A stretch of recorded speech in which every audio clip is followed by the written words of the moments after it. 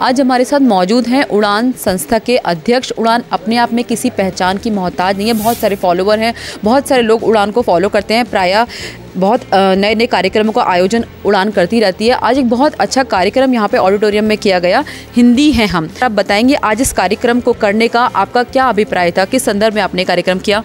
जी, पहले तो आप सबका धन्यवाद, आप सब आज यहाँ आए और हमारे इस छोटे से प्रयास के साथी बने। उड़ान कला का महाकुंभ ये संस्था हमने 2019 में प्रारंभ करी थी, जब हमने ये सोचा कि हमारे जो देश है जिसके अंदर कई तरह की कलाएं हैं, कई तरह के कलाकार हैं, ये जो पिछड़ते जा रहे हैं और अपनी संस्कृति भूलते जा रहे हैं, इसको हम सब मिलके आगे लाएंगे। और हमने सोचा हम ऐसे प्लेटफॉर्म बनाएंगे, ऐसे मंच बनाएंगे जहाँ पे नए नए कलाकारों को और उन कलाओं को जिसको लोग भूलते जा रहे हैं उन्हें वापस से आने का और अपनी प्रतिभा दिखाने का अवसर प्रदान करेंगे। ये मेरा सौभाग्य है कि इस संस्था ने मुझे अपना अध्यक्ष बनाया और हम सब मिलके इस तरह के कार्यक्रम जगह जगह पे करते हैं। ये कार्यक्रम तो हम 2019 से ही कर रहे हैं, लेकिन इस साल हमें ऐसा रियलाइज़ हुआ कि सिर्फ कला को प्रमोट करना काफ़ी नहीं है। अगर हम चाहते हैं कि भारतीय कला को वाकई आगे बढ़ाया जाए तो भारत की जो मूलभूत भाषा है उसको भी आगे बढ़ाना ज़रूरी है।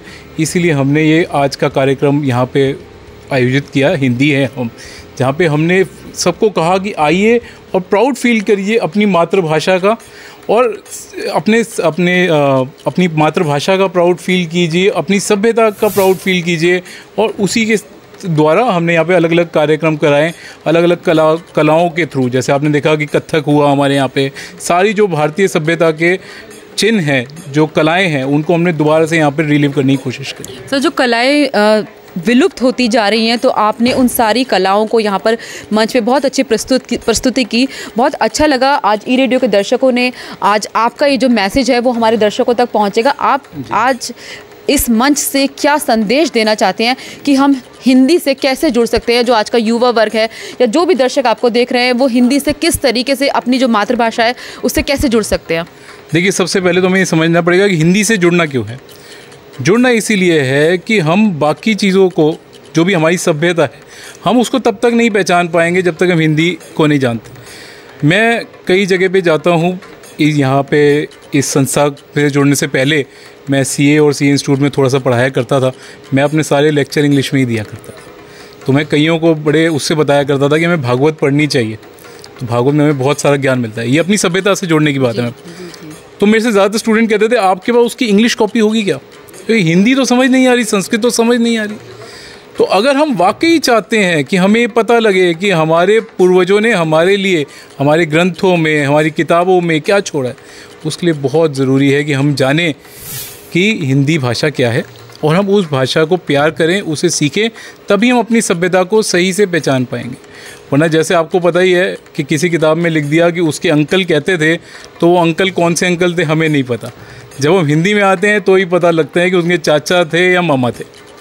ठीक है ना, ये एक बहुत छोटा सा उदाहरण है, ऐसे बहुत सारे उदाहरण हैं जहाँ पे हमें पता लगता है कि इंग्लिश में हमने पूरी किताब पढ़ी लेकिन हम ठीक से समझ नहीं पाए। ठीक है ना, हमने महाभारत की इंग्लिश कॉपी पढ़ ली जी, हमने रामायण की हिंदी इंग्लिश कॉपी पढ़ ली, हमें लगा कि हम अपने ग्रंथ समझ चुके हैं, लेकिन हम समझ नहीं सकते जब तक हमें हिंदी नहीं आती। ठीक है ना, हमने वहाँ पे पढ़ लिया कि वो जो कंस थे वो कृष्ण के अंकल थे, अब वो कैसे अंकल थे ये नहीं पता हमें। उसके लिए हिंदी समझना बहुत ज़रूरी है कि वो कौन से अंकल थे, वो चाचा थे या मामा थे। बिल्कुल, आपका अभिप्राय है कि जो युवा वर्ग है वो जो ग्रंथ हैं हमारे गीता जैसे, उनको भी वो इंग्लिश में पढ़ते हैं तब उनके समझ में आते हैं। तो ये हमारा दुर्भाग्य है कि वो हिंदी में समझ नहीं पा रहे और कह रहे हैं इसकी कोई इंग्लिश ट्रांसलेशन मिल जाए तो मैं पढ़ सकूँ।